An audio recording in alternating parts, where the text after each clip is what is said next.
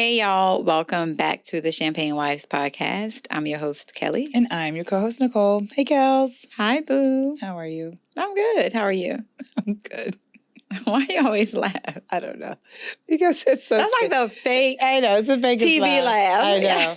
It's because we see each other. All the time. I know. It's like we act like we just are getting back into the chairs to catch up. But it's like...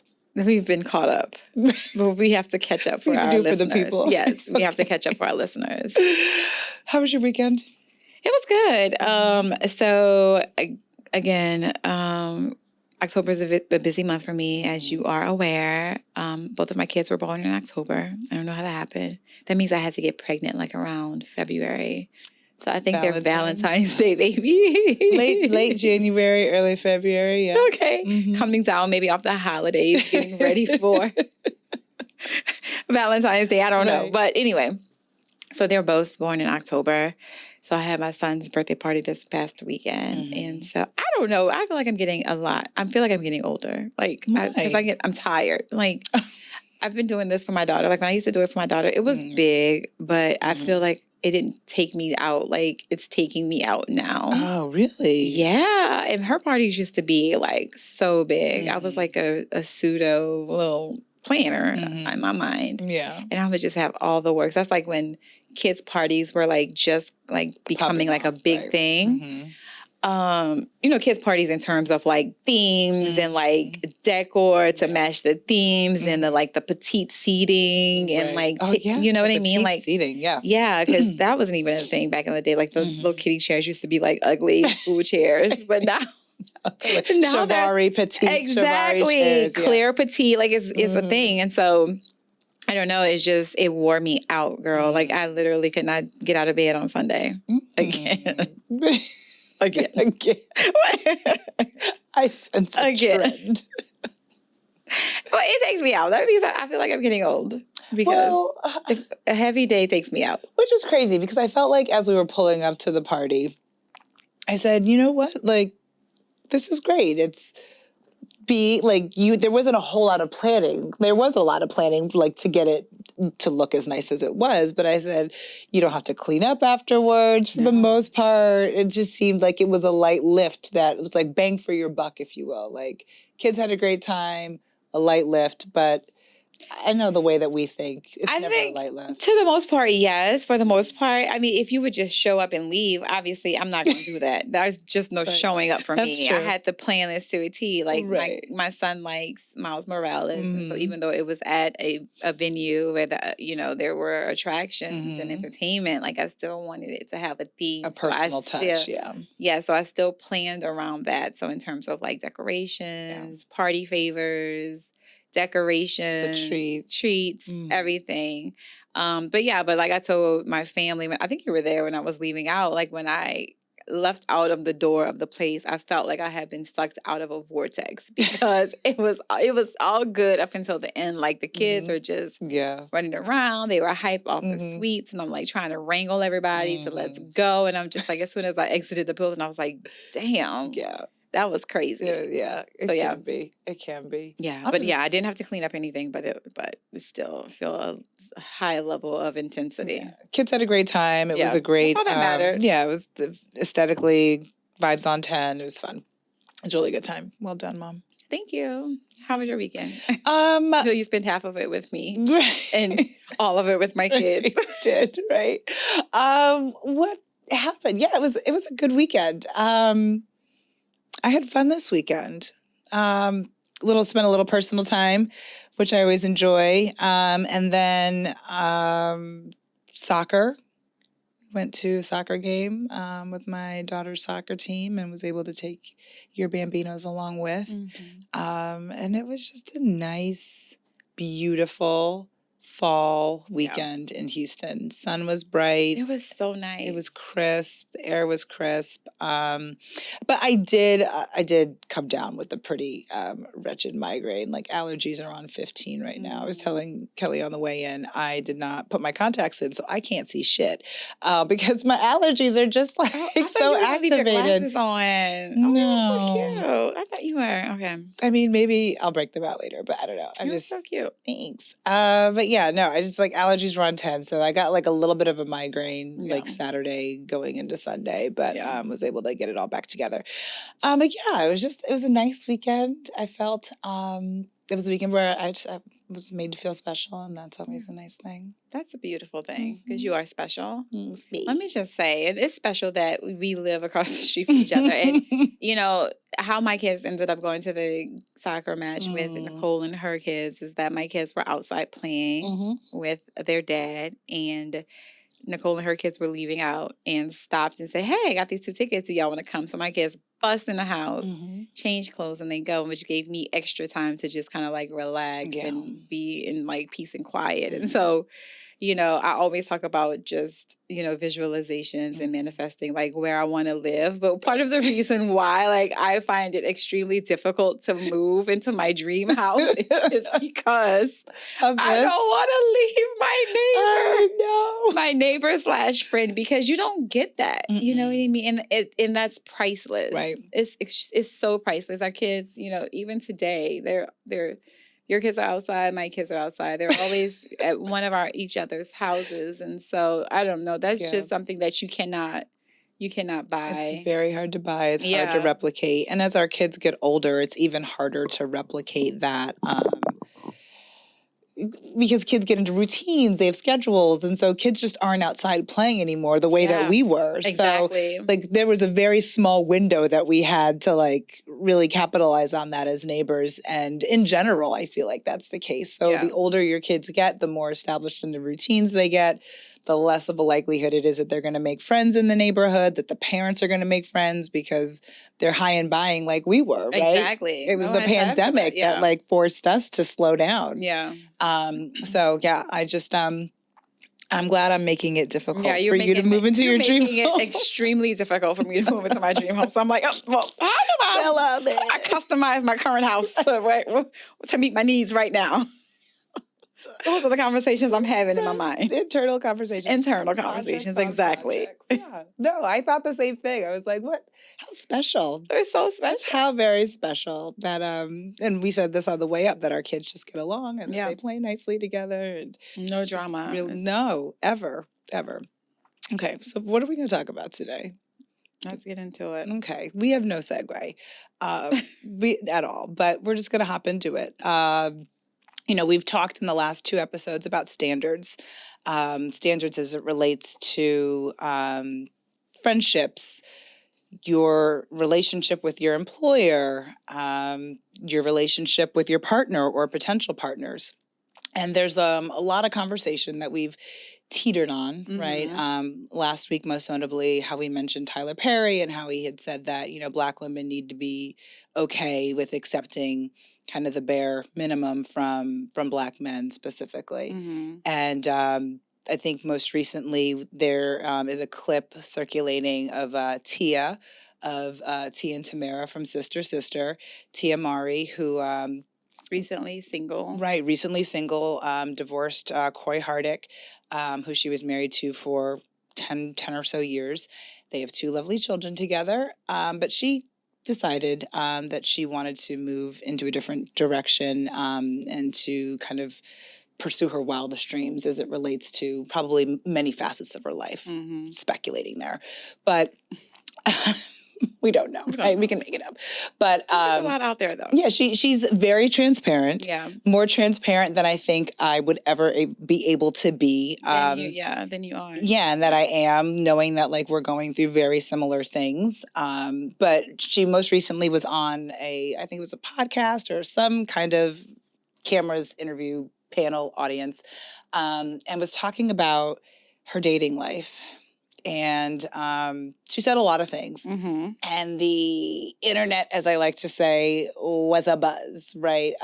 Tasha K had a whole rundown. And oh, did she? I missed that. I got to go see that. Oh, it's vicious. Is it? Tasha K ate and left no crumbs. Why? She just did what Tasha K does. She does. She's vicious. She was pretty vicious, right? And fans were in the tweets or the X's, I don't know what we call them now, because it's not Twitter. Tweet, right. But the Xers were Xing, and And Tia had to clap back. Yeah. Tia had to clap back. I mean, there were people who were just not understanding how transparent she was. There were people who were not understanding why she even had an opinion when she's the one who raised her hand to say, hey, this marriage no longer serves me. Me and my kids, we're going to go this way and we're going to leave the marriage. So what I think she was clapping back is that because of the interview the things that she said on the interview, people assumed that she wanted to get back with her husband because basically the dating pool was trash. But what she cleared is that that's not what she was saying, right?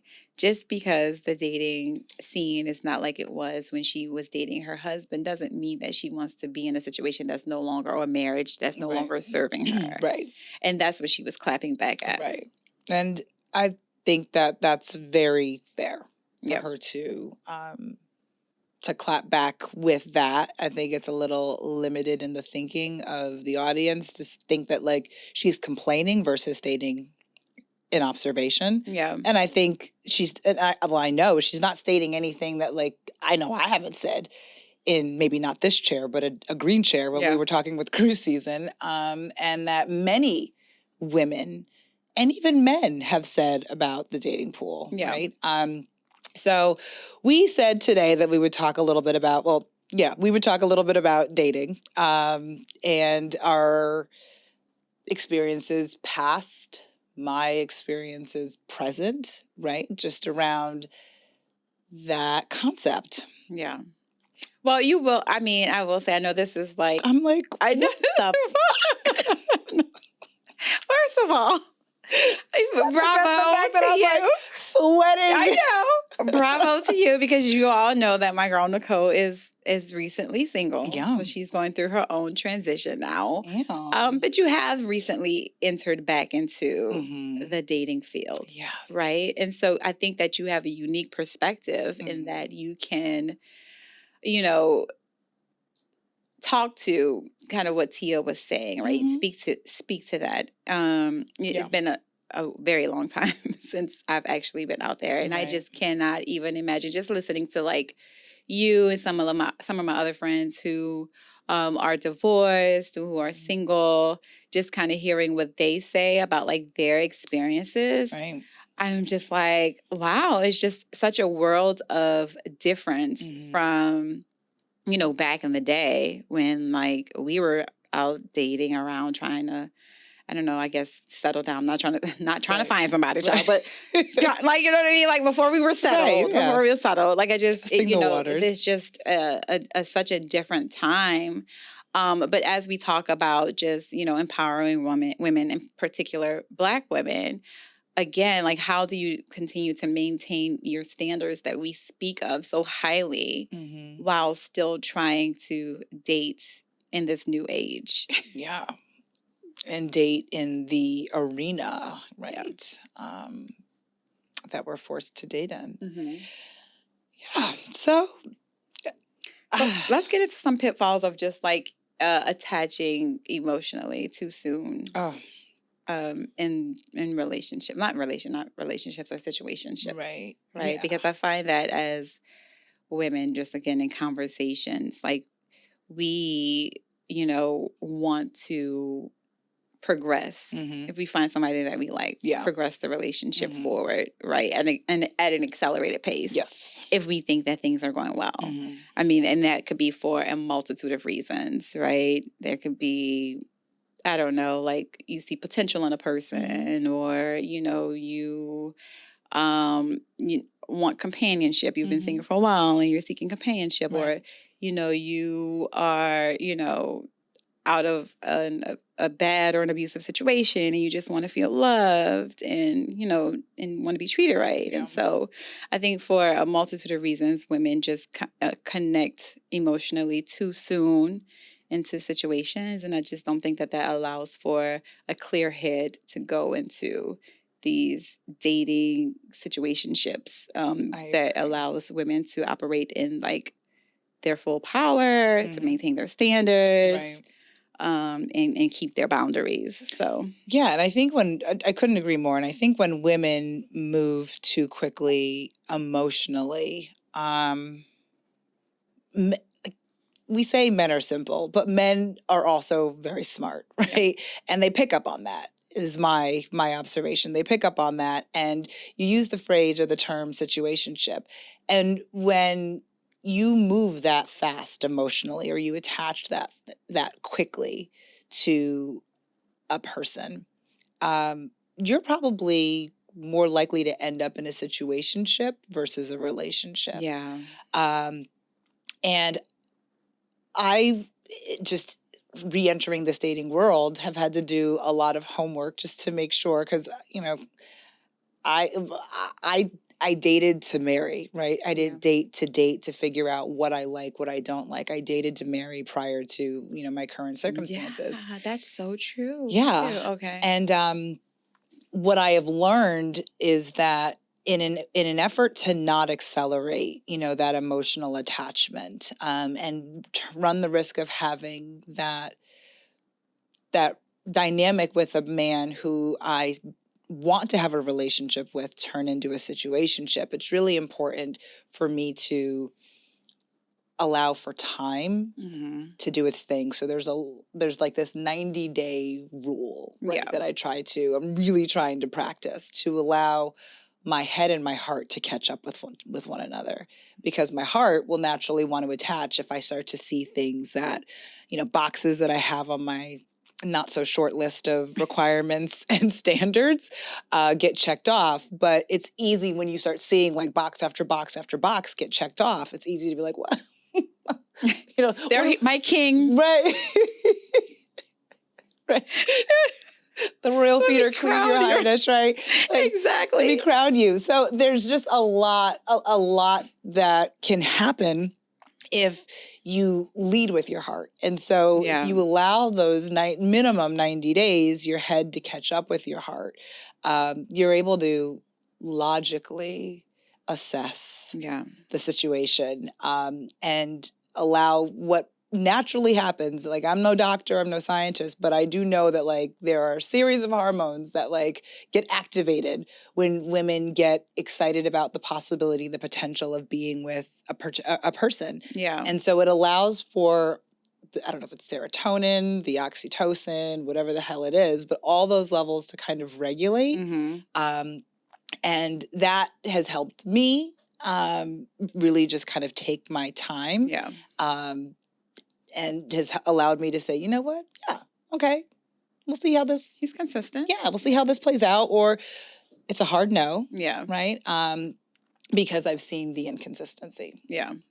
I think that a lot of times, again, not saying that is right or wrong, good or bad, women do just follow their heart. I always say this, though. I feel like dating as a person who has never been married versus a person who has been married should be completely different. They are. Because you made a good point. Like when we were younger, we were dating to get married, right? That was the goal. We wanted to be married. We wanted to have families. We wanted to have children. On the other side of that, I think a lot of the times, the focus or the intentions of dating are different, right? It could be for companionship or partnership, or whatever the case may be. But I do think a lot of the times we don't necessarily take the time, or women who are dating don't necessarily take the time to get to know the person that they are actually dating. And they listen to their heart, and girl, they jump in head first, 10 toes down. Yes. And make life-altering decisions based off of, I feel like, fleeting feelings, right? Because once you get to really know a person, when you first meet a person, right, you're meeting their representative. Yes. Right? Like everybody's on their best fucking behavior. And that's why you need these 90 days, right? Because the representative can't stay around for that long. Right. They can't. The real you is going to come out eventually at the end of the day. Yeah.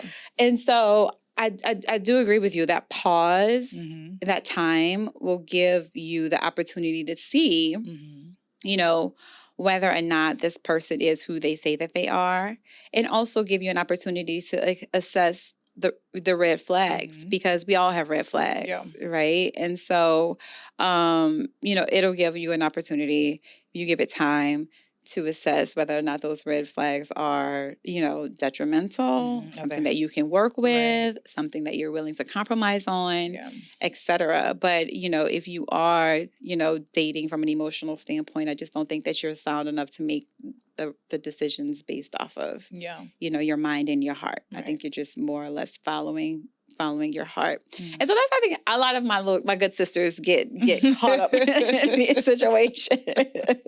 Do. And make decisions. Yeah. But, and I'll just be a moment of transparency for me. Like, I have seen most, if not all, of my friendships and my friends' marriages fall. Disintegrate. I don't know what the right word is to use, child. I don't know, like, the proper word to use. And so, again, I'm sitting from a vantage point of just kind of listening to the stories of, some of my dearest friends and, just being made aware of, their own situations, plights, whatever the case may be, in comparison to like what it was, back when in the day. You and I talked about it last week. We just talked about how we led, right? We led with like our accomplishments. Yes. And, all the things that we did and who we were as women and as individuals. And so I don't think that left a lot of room for bullshit. I think that like at the first sign, we were just like, maybe not. Maybe the situation is just not for me. Or maybe do you feel like we made concessions even still with a high sense of like value or worth that we put on ourselves? When we were younger? When we were younger. Oh, I absolutely believe that we made concessions. Yeah. Again, like when you're dating to marry, you're dating more often than not. And I get that this isn't every woman's desire, but to have kids, right? And you literally hear the echoes of your biological clock ticking. Yeah. That was my experience. And I know that a lot of my friends shared that experience as well, that they felt like there was a deadline, right? And at my big age, going back in time, like you were high-risk pregnancy at 35. Well, my first child, it was when you were 40. My second child is when you were 35. Yeah. And now it's like when you're 30, right? And it's crazy. It keeps literally getting lower. And so I know for me, I know for me and for my friends that it was really about, okay, we're dating because we want to start this happily ever after. And that was the mentality. And I think a lot of women do, make concessions to be able to achieve that happily ever after. And you're dating to marry, but you're dating to achieve that life that has been sold to you, that dream that has been sold to you. Yeah. And we know so often that once you get the wedding, right? Not the marriage, but you get the wedding. The marriage is hard. The marriage is so hard. And I don't want to glamorize this for y'all because I know social media is doing a fantastic job of glamorizing married life and all the fun things that these couples who are influencers are doing. And yes, those moments are there. Yeah. But please understand that those are like snapshots in time. Yeah. And that is not what makes a marriage. It's not the glue that holds a marriage together. Correct. Yeah. And you can have a wedding, but to have a marriage is a very different thing. And I really think that it's important that the female listeners understand the work that really does need to go into maintaining a successful and healthy marriage, because it is not what it looks like on social media, despite what your Instagram feed or your TikTok feed might be telling you. Yeah. And it's not for the faint of heart. You have to be willing to put in the work. You have to be willing to make the effort. You have to be willing to communicate your needs, and your partner has to be willing to reciprocate that. Deion Sanders was on a podcast years ago, and he was I don't know if you saw this one, but he was talking about the importance the importance of men really like paying attention to their women and learning the women that they're with. And they said, you know, if we spent more time inside learning our women instead of being so drawn to what's outside, marriage would be so much easier. Yeah. And I don't disagree with that, right? And I think as women, you know, we need to be very, and I want to choose my words carefully here, but I think as women, we need to make sure that we are communicating our needs. Yes. Right. To our partners. And if they choose to go outside, then they choose to go outside. But and you can't go down saying that you didn't try. Yeah. You didn't communicate. You didn't articulate. But it is work, and it's like punching into your second and or third job. If you got kids, it's a third job, right? Third shift. You're clocking it, right? You're clocking midnight. All hell is burning. You have to be willing to do the work to maintain a successful marriage. And so I don't know if a lot of women now, or at least back then, when I was in the, and I can't even say I was dating. Like I went from relationship to relationship to relationship to relationship, like 4 years. Yeah. I was never really single. Yeah. This is like the first time that I've actually been single and have had the opportunity to date with real intention and to like understand wants, needs, likes, dislikes, hard stops, and absolute collect, you know, go past go and collect $200. Yeah. Like, and it's very interesting. Very interesting. Yeah, I would imagine dating maturely is what I call it. Yeah. Dating maturely. It seems to be very, very fun. It is. But maturely is the operative word. You know what I mean? And I think that, you know, forming an emotional attachment too soon in a relationship can look like, again, an abundance of things. I just want to go back to you saying that, you know, that marriage is hard, and I will agree with you 1,000%. Yeah. It is hard, but it's also a very beautiful thing at the end of the day. Rewarding. You know? Very rewarding, right? If, you know, two people are committed to all the things that you just, you know, mentioned a few minutes ago. But now being on the other side of just like mature dating, right? With all of the work and acknowledgments and just internal work that you've done, right? And reflection that you've done. Aside from like letting your head catch up to your heart and just really being intentional and informed when making decisions, what are some other things that like you're just not going to do as like a mature person, woman out here, like in the dating world?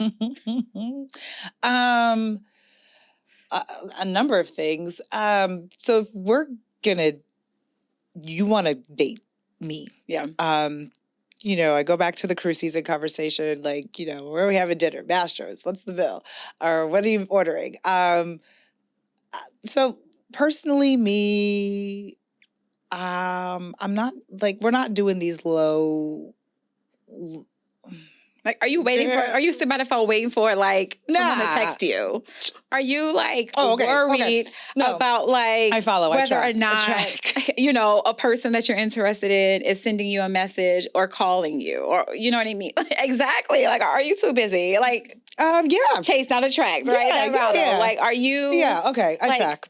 Again, conjuring up this person in your head based off of like their potential instead of like what they're actually showing you. Yeah, so I am very much like Missouri, the show me state. You are not going to sell me on your potential. You're going to absolutely sell me on what's tangible, right?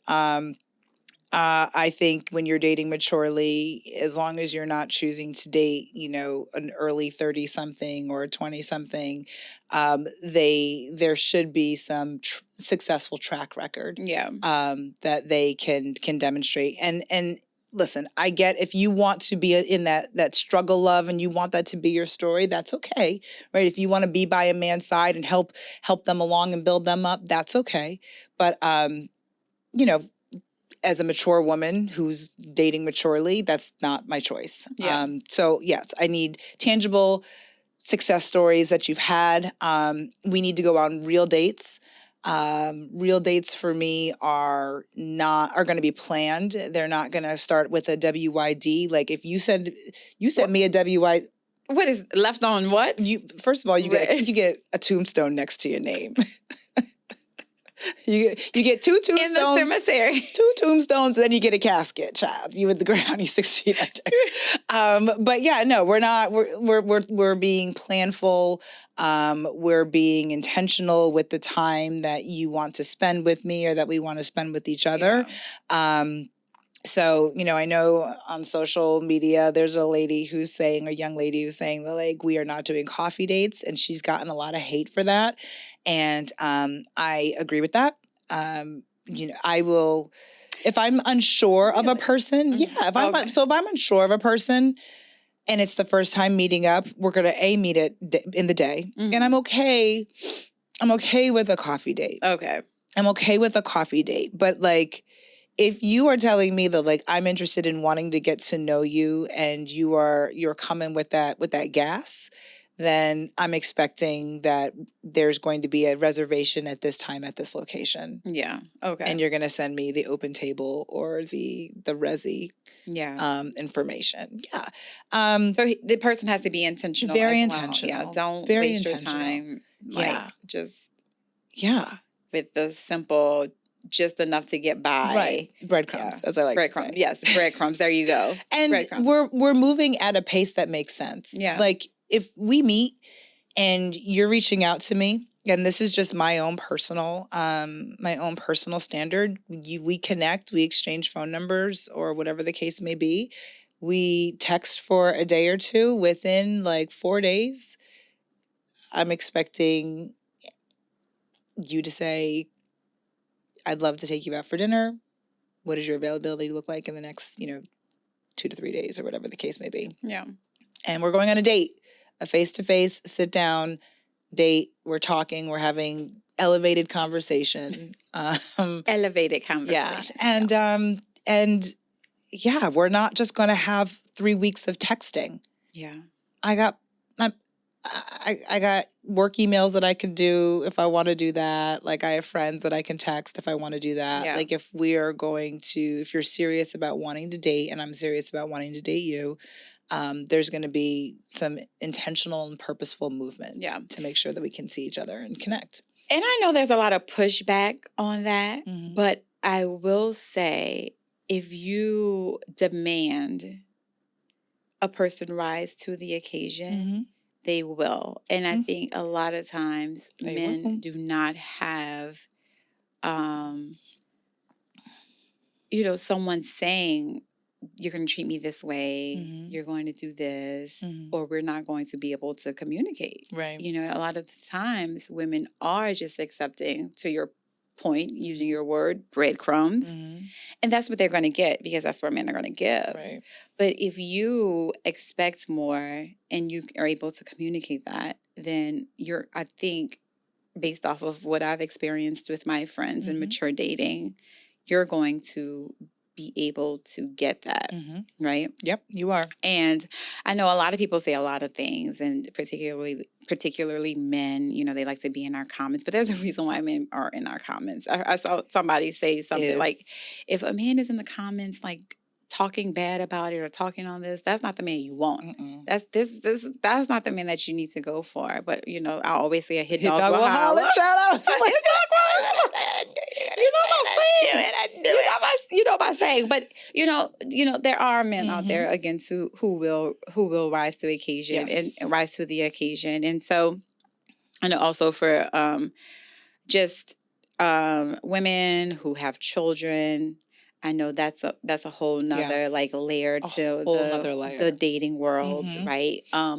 Because not with any of my friend groups, but I just feel like anybody in my friend group, but sometimes I just think that, like, if you have not matured in your dating life and your standards, you've not done the work on yourself, like you could make decisions that are detrimental to, I feel like, your children when you're in the dating world. And I think that having children and going back into the dating world, or having children and, dating, it adds another level of responsibility, I feel like, to the mother. It does.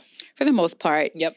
And I think that a lot of men try to use that as like, okay, well, you have kids. Like, you should be happy that, like, I'm here because, like, you have 2 kids and you're divorced. busy. And yeah, you know what I mean? But again, soft spot is obviously children. You have to be able to set those boundaries. If not for yourself, then at least for your children. Oh, yeah. I've heard of situations where, that was just the opposite. And I think that's worst case scenario, right? Where, for sure, you are making decisions and not keeping your children, at the forefront of your mind. But I also want to say that don't believe that just because you do have children or that you do have a past that deems you as unworthy or having to accept just anybody or anything coming into your life, because just based off of, your experience, it speaks to the people. Like, have you or have you not been able to, like, meet people who, who wanted to or were willing to rise to the occasion? You know what I mean?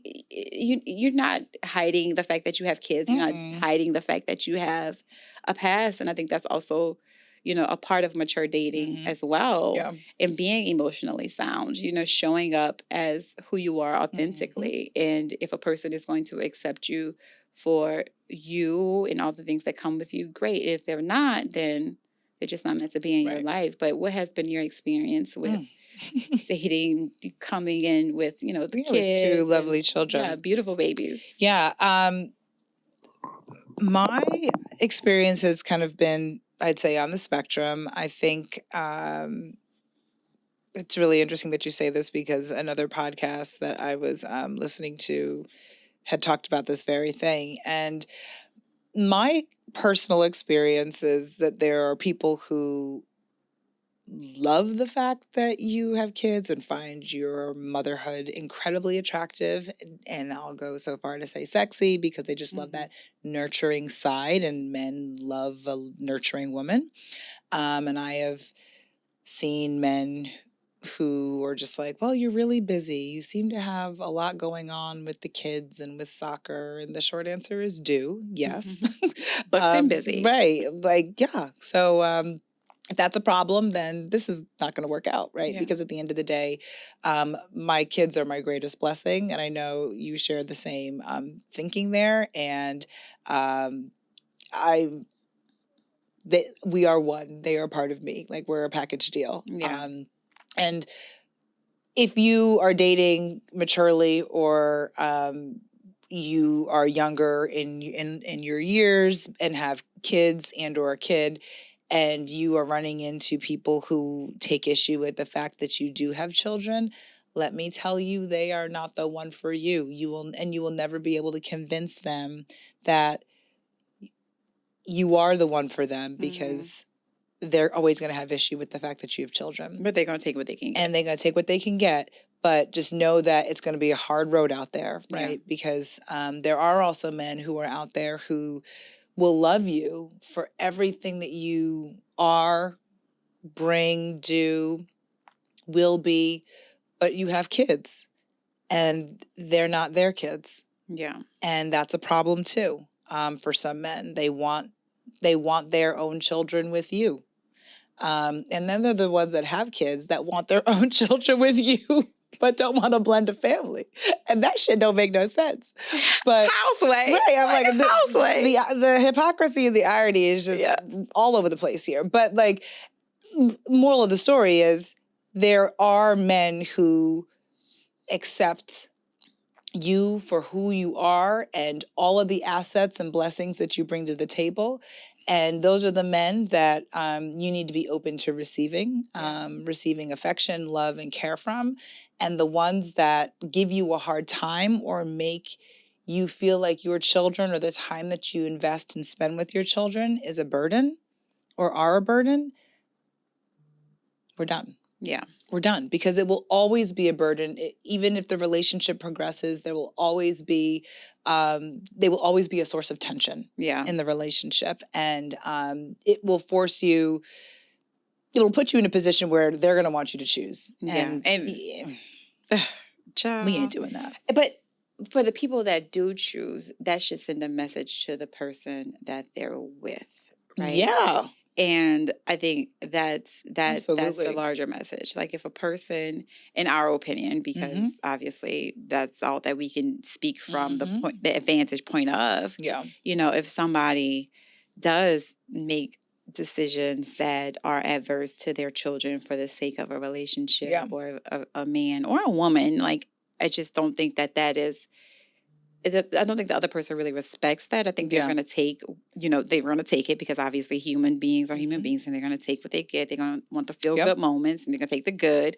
But I think in the back of the mind, you're always going to be like, really? This person just left their child? Exactly. That person just inconvenienced their child? Exactly. These people just, you know, abandoned their child? Exactly. For me, like, do I want to really be with this person? And that goes back to the original point around like making yourself too emotionally available, or attaching yourself too. We didn't even talk about making yourself too emotionally available and attaching yourself too quickly to a man. Because men pick up on that. Like, we think that they think that this is this grand gesture that we're doing for them. But no, they're thinking exactly what you said. Exactly. Like, really? Like, Did she just leave her children? Oh, they're going to be there like it's all good. At the 24-hour daycare? Yeah. So that we can go on this date, or we can go out of town? Yeah.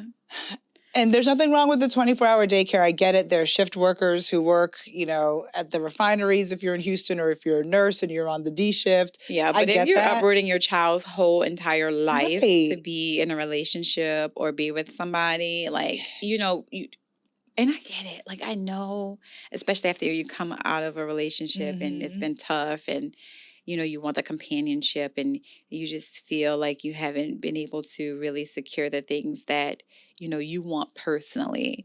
But when you, in my opinion, have children, I mean, that's it. To me, they should always come first. And you're dating a different way when you're dating a different way. Exactly. That's a great way to put it. You're dating a different way. And, you know, I speak this. My parents divorced when I was in middle school. No, I'm sorry, third grade. Third grade, maybe they separated it. I don't know.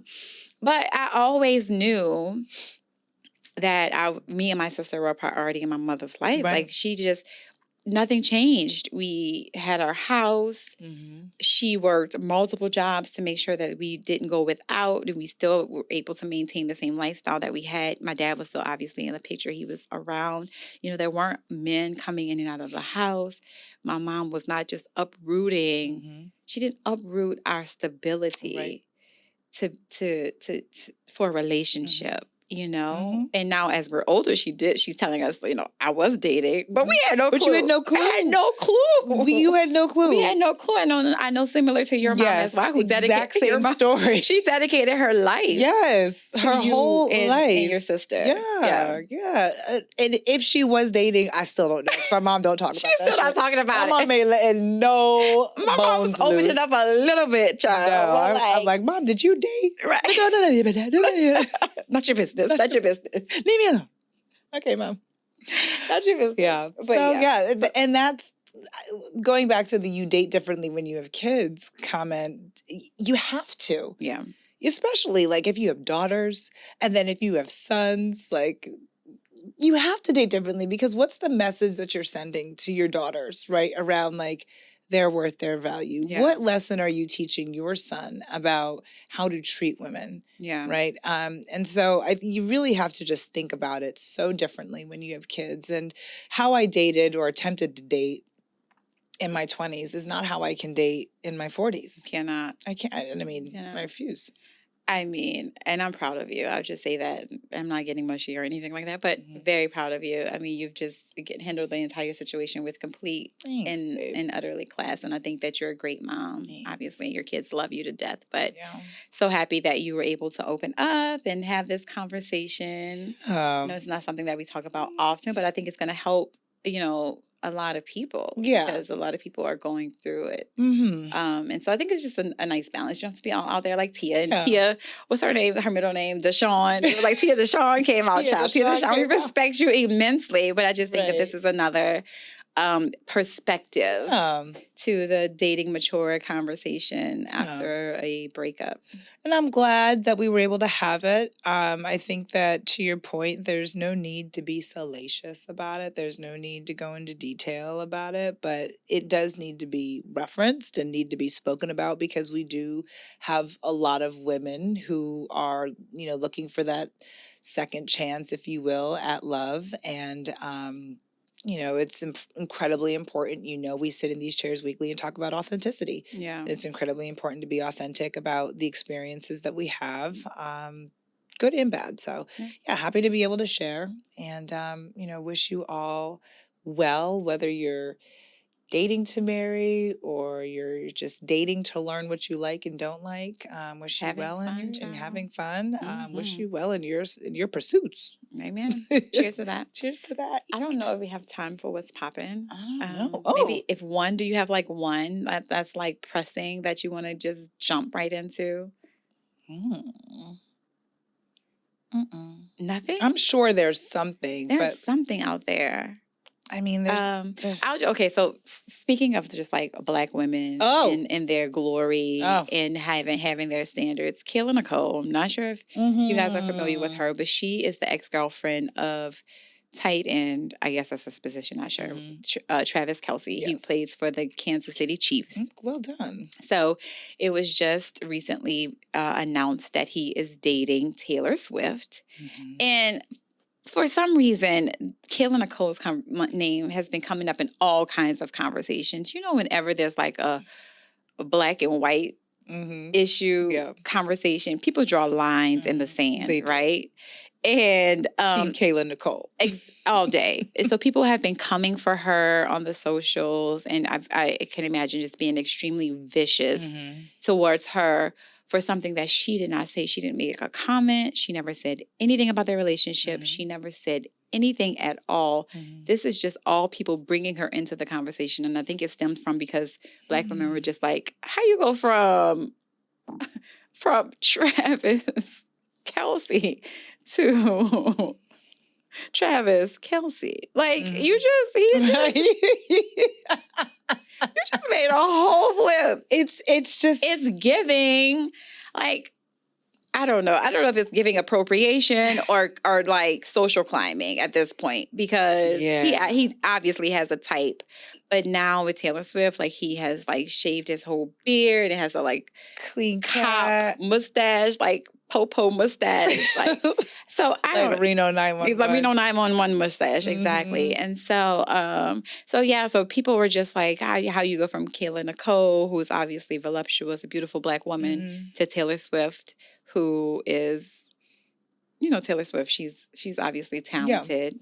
She's cute, but people were just saying that Kayla Nicole was just such a bombshell, beautiful of a woman. Like, it's just a huge transition and change to make. And so she finally addressed it, and she came out with a beautiful video. I don't know if you saw it or not. No. Saw it or not, but if you haven't seen it, go watch it. She addressed it in a very classy way, very well spoken way. I can imagine, what she's been feeling over the last couple of weeks with people in her comments and sending her probably messages, all these Taylor Swift's fans saying all kind of negative and evil things to her. But it was just basically a message to Black girls. And so if you haven't heard it, go listen to it. Just really happy for her that she was able to release something on her own terms, and not be forced to respond to, the comments and the vitriol that she's been receiving. So kudos to you, Kayla. Yeah, kudos to you. Yeah. And there's a lot to be said here. I think at the end of the day, and I'll keep it brief, but like, we know what Travis likes. And he has a type. He has a type. And even after they won the Super Bowl, we know the clubs he was in. He was in them hip hop clubs, right? And he was in them spaces where there were more Kayla Nicoles available than there were Taylor Swifts. Right. And so it does seem a little strategic, which is the word that I'll use, that he's dating Taylor. And it seems a little strategic that she has shown up at like the last 2 games. And the first one, like with his mom, like that just seemed like really bold. Mm-hmm. I wish he would. Hugging her, yeah. Right? But like, I think that when, as Michelle Obama said, when they go low, you go high. Yeah. And it looks like and sounds like, and I haven't seen the video, but it sounds like she went high. She Kayla Nicole did. went high. And, Yeah. you know, when you take the high road, Yeah. it's always the best Yeah. approach. So Definitely. glad that she did. Yeah. I'm glad that she has, you know, that confidence and, you know, there's such a high level of self-worth in herself. And she responded perfectly. Couldn't have done it better myself. So again, cheers to you, Kayla. Cheers to you. If you haven't seen the video, go look at it. I'm sure it'll be all over the socials tonight. Yeah. So speaking of socials, if you want to follow us, Champagne Wives Instagram.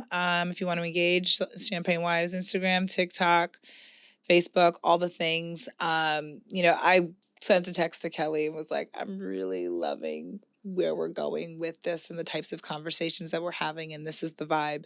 So thanks for all of y'all that are liking, commenting, engaging with us on the content that we've been sharing this season. This is really directionally where we've really always wanted to go with this content and speak to an audience that understands this level of conversation. So stick with us, tell a friend to tell a friend. And we look forward to continuing to share this type of conversation with you. So that's it. All right. We'll see y'all next week. Same time, same place. Bye. Bye.